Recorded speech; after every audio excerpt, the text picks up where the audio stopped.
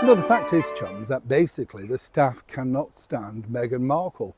Not Meghan Sussex, Meghan Spencer, whatever she wants to call herself, but simply Meghan Markle. And after a major exit, once again, of 4 key staff members.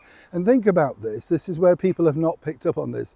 This is at a crucial point now of where her deal with Netflix is still hanging by a thread.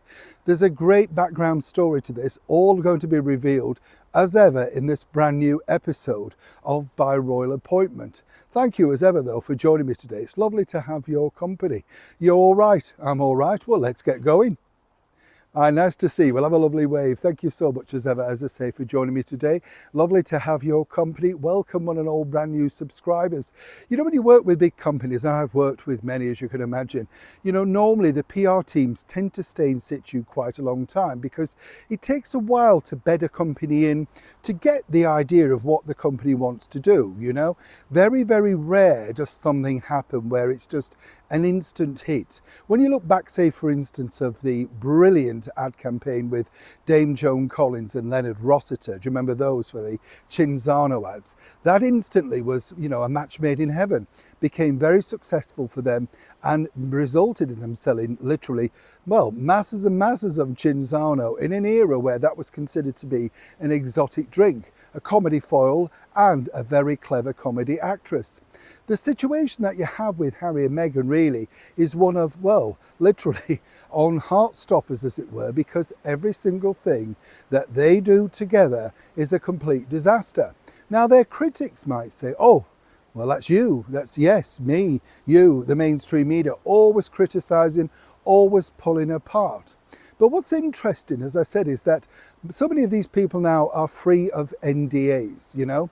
And Meghan herself, you see, this is the weird thing, and a lot of people haven't worked this out, that Meghan very famously said on that interview with The Cut, if you remember, in New York, and she said, oh, no, nobody asked me to sign an NDA.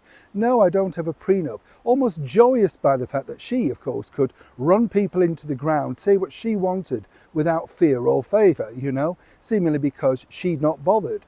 If you go to work for her, you get a 32-page document of an NDA. But these literally in this, well, climate mean nothing.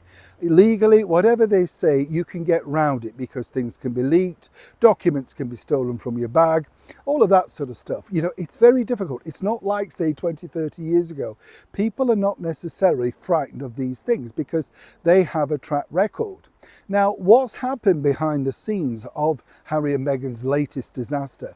Well, it's absolutely unravelling. But the biggest turn point that you can say is that, once again, it's not Meghan Markle's fault. Well, she's told you it's not her fault, right? She's not having it because every single mistake is because she's taken your advice.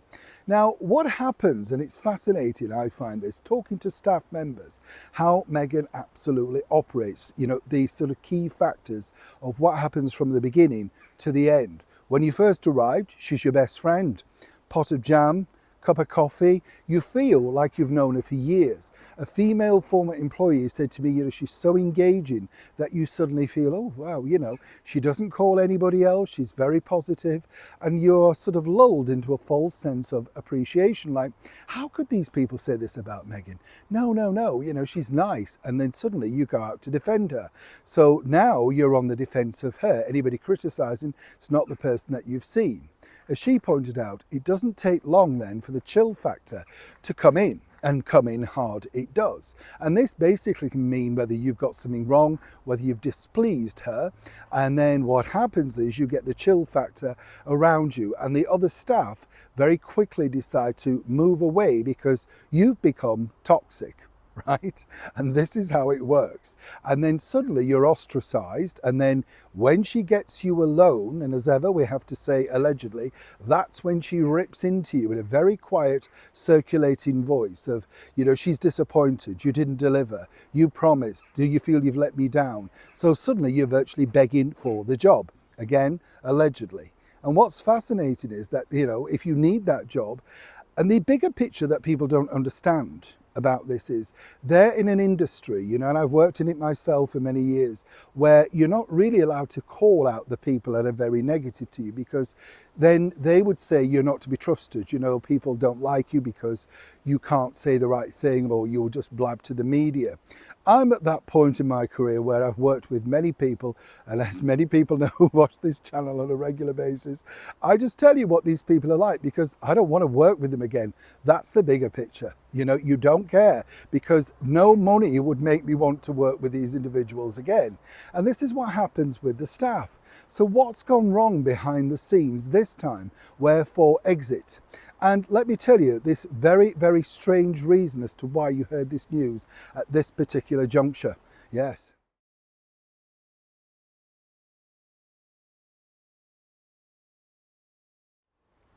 Now, you got the news of Meghan and Harry's latest, well, what can we call it, massacre, right? Simply because, yes, you've got it. On this particular day, at this particular point, Trooping the Colour was taking place. Meghan had lost her opportunity, if you think, to shine by picking up yet another fake paid-for award. Awards, really, that Harry knows are absolutely trite, trash, and a complete waste of time. But this man is trapped, you know? He famously said, didn't he, in the Oprah Winfrey interview, oh, you know, they're trapped and I'm allowed to leave. Boy, oh boy, does he now realise he's trapped. He's on his own, there's nobody to turn to, there's no friends. She has circulated him like a vulture, and basically the only thing he's got is to look after his 2 children. Now, where this gets really interesting is, as I said, Meghan was furious at the cancellation of her deal. You know, the thing that she was going to hopefully pick up an award, knock the rest of the royals off the front cover, and do something by being introduced as HRH. That's right, I told you that, and that was the plan. Now, what's happened is that obviously that failed. So Meghan, in order to make sure that she could get some front pages, was more than happy for this information to go out. Well, you might say, well, Neil, why would you want to do that? It's negative information, it's not positive, and it doesn't look good. She doesn't care. You know, she really doesn't care. It's about being, well, on the front covers. And this new team that she's put together, that, you know, she's signed with, basically I've worked with many of these individuals too. A couple of years ago, there was a company that came in and they were filming in my studios, and they were going to be this great disruptor of news. You know, they were going to bring you news that, you know, very quickly they ran out of money.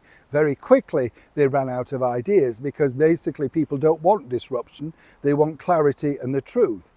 This new agency that Meghan's now circulated on, yes, well, that's what they do. They will get you the front covers, they will get you the notoriety, but eventually that dries up. You know, if you look back, for instance, at people who have hired people like that, including the likes of allegedly ex-pop star Britney Spears, they had to gear her sort of, you know, train wreck of her life into something totally different. And Britney herself realised that this wasn't a good image. It wasn't the wholesome pop image that they wanted. They portrayed her, that agency at the time, as a sort of bad girl who was breaking out of the pop mantra. This now is the terrifying thing that the British monarchy will have to look at, because as Meghan becomes more and more desperate, and that is desperation, that is what she's looking to do. She doesn't care what it does to take the headlines, to move in, get those front pages. Now, Harry realises, as I say, that this is bad news. He realises it because it is bad news. You know, PR has to be well executed. You have to get the result that you want. But of course, Meghan just likes being talked about. Now, this particular new PR company that she's got together with, who are a strange band of brothers to say the least, encourage Meghan to release this trash. That's right, the twerking video, right? Now, when you think about it, whether you like it or not, you know, it garnered a lot of attention, over 40 million views. Get this though, not shrewd enough to actually monetize it herself. You know, this is a dumb woman. You can dress it up any way you want. But I've told you before, you know, if you're going to have something like that, that is literally going to take off in the internet ether, then you need somebody that says, okay, but we need to maybe put half of it out and then part 2. But no, they put it all out. And there Harry was, dancing away in the hospital room. Now, what's interesting about this, what a lot of people have not reported, and it's always lovely to share this sort of stuff with you first and exclusive, is that Harry was very, very unsure about this. He didn't like it, but he has no say. I mean, to be clear, Harry has no say. He's finished, she's running the show, and he's on his own. So off it went. And the backlash was phenomenal. Now, they're claiming that in Australia, this was very warmly received and they saw them as, oh, having fun with something that they should have fun with, etc. You get the picture. But of course, Harry knew just how embarrassing this was going to be, but he dared not cross the wife. It's as simple as that. Now, what happened next was, you see, all of these people that have now resigned, left, removed, including, I might point out, the people that were engineering this particular fun piece. Do you remember that with Gwyneth Paltrow? Oh yes, this is all not, it's not what you think.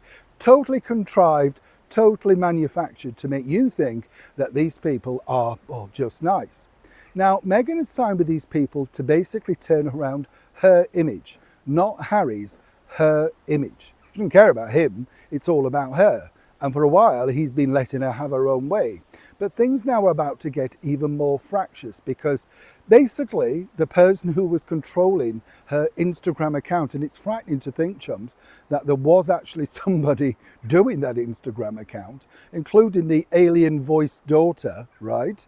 And including the person who set up the interview with the alien interviewer, Jamie Kern-Lima. Well, the thing is, these were all their ideas. Meghan loved them because they broke the boundary. They weren't fossily, they weren't old, they weren't royal. She just wants to be talked about. Now, Meghan has a hard time coming to terms with the fact that she's now a middle-aged woman. Bits of Meghan allegedly are 44. Other bits maybe not so old, if you get the picture. Now, the other side of it is she doesn't want to be this age. She still thinks that she's still a young, beautiful woman that can command the Gen Z age bracket. But they don't want to know her. She's a middle-aged woman selling jam. She's not, for instance, Sabrina Carpenter or anybody like that. If you want to see people falling apart who are looking bad and acting like teenagers, the 56-year-old Jennifer Lopez dressed virtually nothing, Katy Perry looking like she's coming off medication, and the other side of it is they're all older. People have moved on. That moment was 25 years ago, but they don't. Meghan's in the same bracket.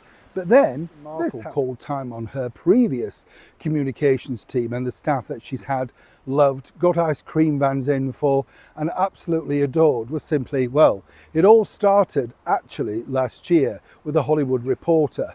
But she was assured by her team, begging no doubt in chains, that they could change things. Don't worry, we've got a handle on it. But then this happened at the beginning of the year.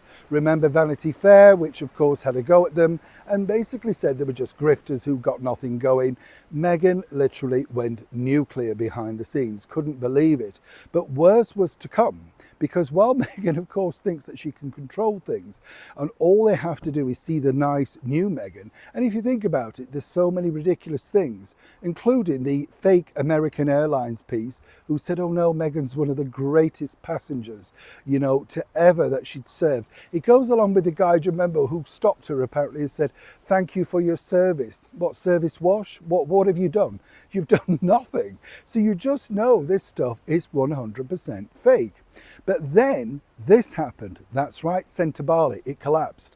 And the biggest problem was that Meghan originally didn't necessarily care about that. That's charitable work. That's not necessarily big on her agenda as ever, allegedly. What's big on her agenda is becoming a billionaire, making jam and making herself world famous entrepreneur, that sort of stuff. She realizes that as an actress she's limited, but I would say she's quite good. She's faked it, so people do kind of believe that she's a nice person. Of course, people have long memories, and even in Australia they will remember that Meghan thought that particular tour of Australia was pointless with all those events and meeting and greeting. What was the point of that? Why was she doing it?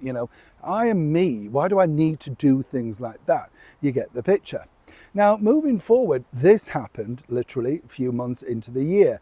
That's right, Centre Barley, Dr. Sophie Chinduka, and basically, as I said, the charity thing wasn't a problem. What really set Meghan off spinning like the woman out The Exorcist, let's be honest, was the fact that Sophie pointed out that she'd been forced to step in and defend Meghan Markle to say, look, Harry wanted her to say, just stop this, because Meghan's upset that she's been seen as a bully. We know that Sophie didn't want to do it. Meghan could not believe that another woman, and particularly a woman of colour, was not having it. She just, what? It's me. I get what I want. And as Harry famously said, what Meghan wants, Meghan gets. Well, she didn't get this, right? Now, the problem that you've got from that is that was when all of these people, the four main players, have now departed. Now, the usual story comes out, but I can tell you that I've already seen the WhatsApp group that these people have got, and it's pretty explosive, let me tell you, because clearly not one person, they will say it on camera, but not one person will, of course, say, well, it was really hard, or they didn't like her, or whatever. The sort of feel factor about it all is really this. Everybody says that Harry very much, as we pointed out before, is an enabler. He's very nice, polite, kind, and wants to do the right thing. Totally changes when Meghan comes in the room. Terrified is the description that I've got, because it's literally, he can hear the clippity-clop of the stilettos and he knows that she's coming. So if he's having a laugh and a joke, all of that has to stop. It has to be about business. And the normal thing is, and what are we achieving here today? Right? Very much like, you've got to deliver because I'm checking you. Now, what's happened is the Instagram stuff has fallen apart because Meghan literally has told them the things that I've suggested are the ones that have worked. The person who was running the Instagram came up with all those things, the sweet pea sundae and the music and the picking flowers, all too, well, surreal. Meghan wanted things to snap people up. And as she pointed out, putting my dog up there, Guy the Beagle, and this twerking, they were my ideas. They're the ones that worked. We need more like that. So they've been raiding this new team, Meghan's, and she has a vast wall of footage of things. And they're now looking at things that she would have taken for her time inside the British monarchy. Make no mistake of this, chums. And there's much, much footage. Now, they can't use certain areas of, say, shots inside Buckingham Palace. That is a private residence. But that wouldn't stop Meghan, because these people suggested to Meghan, in order to test the water, that actually, if you put out the fact that you use HRH, the public will come on your side. They love you. You are Meghan. Now, another big problem that happened, and I'll go back to the HRH because there's more on that, but another absolute catastrophic, beyond blowing up problem was that Meghan, it was suggested, do the line about I want to be a Sussex, I'm not Meghan Markle now. Meghan couldn't believe the way that this backfired, so much so that she repeated the story on Drew Barrymore's daytime show. That person, well, they've gone. And let me put it this way, the person that came up with that had to be physically helped out of the office because they were so berated by this, as ever, allegedly, that they could barely leave their chair. It was just, according to my excellent source, they couldn't believe just how badly this was going. Now, as I said, I work for people like this, so I know, and you've got to be tough when you're dealing with them. You can't have this wishy-washy approach. If they see a clink in the armour that they can knock you down, they certainly will. So they were gone, and Meghan Sussex was no more. You'll note that. Moving forward, the HRH thing was another idea that apparently somebody thought was great, to test the water. Did America particularly want Her Royal Highness Princess Meghan? When that backfired, because that was placed with her favourite magazine, the mouthpiece that is People magazine, she couldn't believe it. So she had to do something very dramatic. Now, the biggest turning point of this whole story and the team was this. Once Meghan Markle realised that in fact the British monarchy were done with her, and they certainly were not going to be paying for her extravagant stories, lies and whatever, well, clearly, she realised that this was the bonus ball. She now didn't need to return to the United Kingdom. This is because her husband, the former royal known as the Duke of Sussex, Prince Harry, had failed to slay the dragon. Second time around, he thought he was going to get this. It wouldn't be a problem, of course, for her to have all of that security, because you see, the biggest problem again was, and this is another issue that happened to one of the staff members, right? When she went to Broadway, if you remember, that was also badly executed. But it wasn't just the fact that she was clapping like a seal backstage meeting people and nobody wanted to meet her.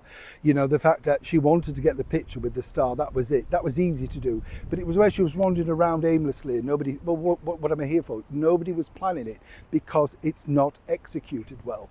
But suddenly, Meghan found out, of course, that everybody was talking about the convoy, the car, the decoy car, and it was a laugh. Everybody was laughing about it because even George Clooney, who was on Broadway at the time and a far bigger name, just arrived in one car and walked down the side street. Suddenly, Meghan Markle had to have traffic cops and yellow cabs and everything moved out the way because she decided to go to the theatre.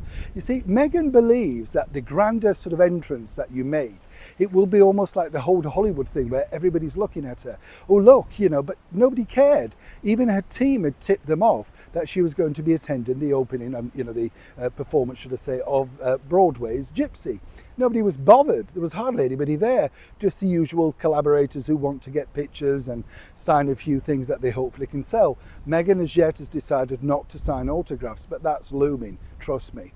Now, here's where this gets really interesting because obviously when Harry lost all of that security, she was furious because, you know, she'd no intention of coming back to the United Kingdom. But what she did think she could do was have that free security. Then she could travel around the world. She's an important person and Harry could be sat at home looking after chickens or whatever they think they want to do. You get the picture.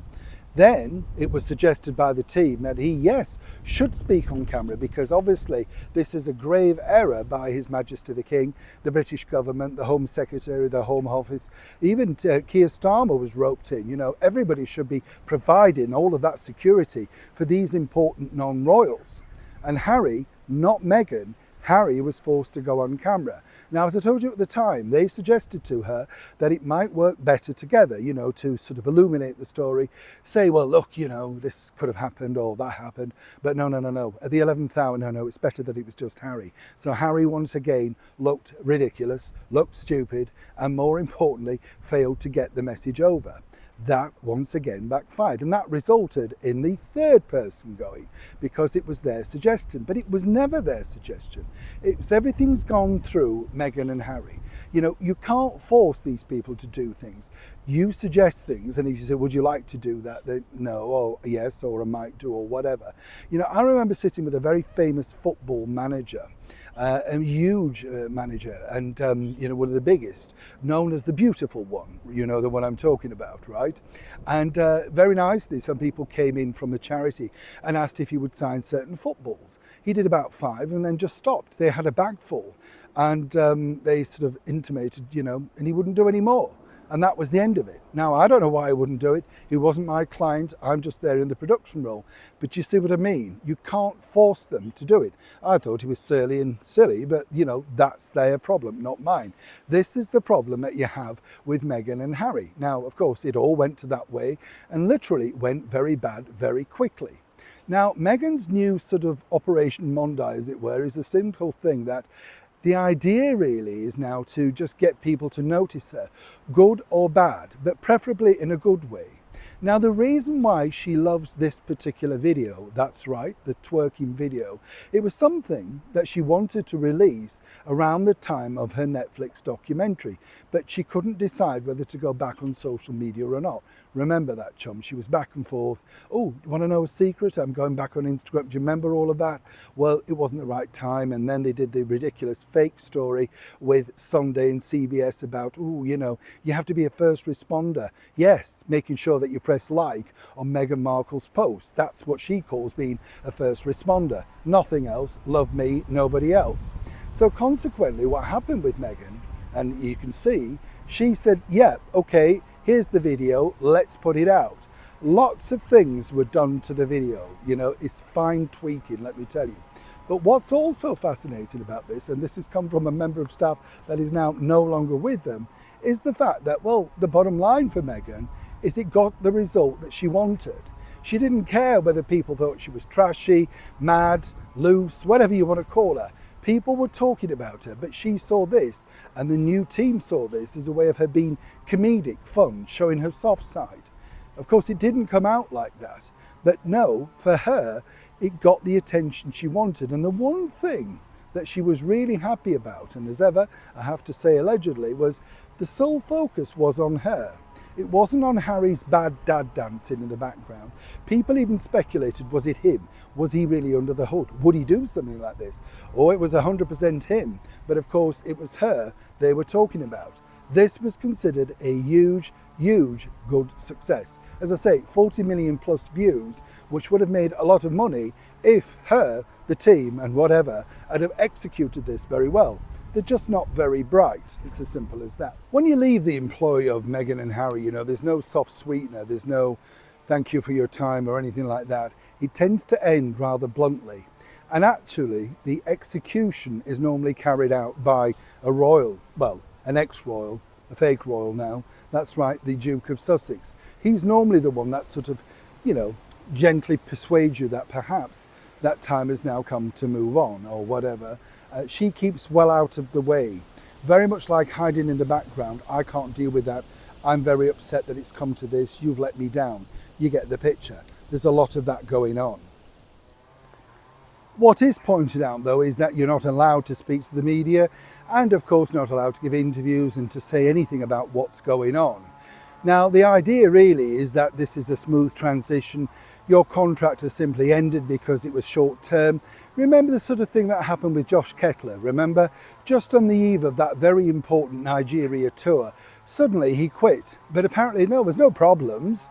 No. He decided to move on. Nobody leaves that sort of event unless things are pretty catastrophic. And according to a source, things were very bad. Shall we just say non-speaking? You get the picture. If you can't, communicate with your client, then you have a lot of problems. And that truly is the problem for Meghan Markle. Now, moving forward, of course, once Harry's done the deed and everything's, fallen apart, what truly happens with most of the people is they are rather traumatized because it's very, very demanding. You're working with two very inexperienced people who've never run anything, probably not even a bath in Harry's case.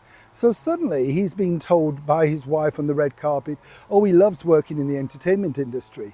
But he might do, but he's been proven to be an absolute total failure. Polo was a disaster, and her, cooking show has been an utter catastrophic disaster. But you see, she never believes that she's wrong. It's every single person around her. Everybody has to be removed because this is the key point. And this was told to me by a staff member. You see, you don't want other staff there that worked with him previously because you just might leak the story that, oh, she did this to this person, or they did that to that person, or I've seen this before, the sort of thing. You can't have history being repeated. When this new team come in, it's a brand new team. They're off base right now, but have been offered desks inside that mansion to try and push forward to created Meghan Markle to be the star that she thought she was going to be when she wrote on the sand 2025 at the beginning of the year. You get the picture. So moving on, what's going to be fascinating now is exactly after the twerking thing, what can one expect? Now, as I said, Meghan has lots of ideas, most of them rubbish. And that really is backed up by the fact that, well, people who worked with her at Spotify, basically she had ideas just to interview top level people. The sort of people that came through were non-entities. The only real stars were her alleged friend Serena Williams and the diva that is Mariah Carey, who literally just owned the interview, moved on, spat her out and left her for dead, basically. And so consequently, that wasn't deemed a success. Now for Meghan, what she's going to do, because of this latest team, and they've worked out exactly how to deal with such a person, is let her have full control, good or bad. If it gets the sort of marketing and power that she thinks she's deserved and indeed wants, they'll go along with it. But the bigger problem now is the royal family are expecting to see more and more embarrassing things like this leaking out because Meghan will become more and more desperate for attention. Doesn't care about Harry, she just wants attention. And the other focus, oh, did I mention that? That's going to be Lily. Oh yes. Make no mistake, she is the star that Meghan, allegedly, is cultivating for the future. Either way, as this unfolds, I'll bring you updates on exactly what happened to the Fantastic Four that then fell foul. As ever, thank you so much for joining me on our latest episode of By Royal Appointment. And as ever, if you can, please comment, like and share, and be respectful. Until next time,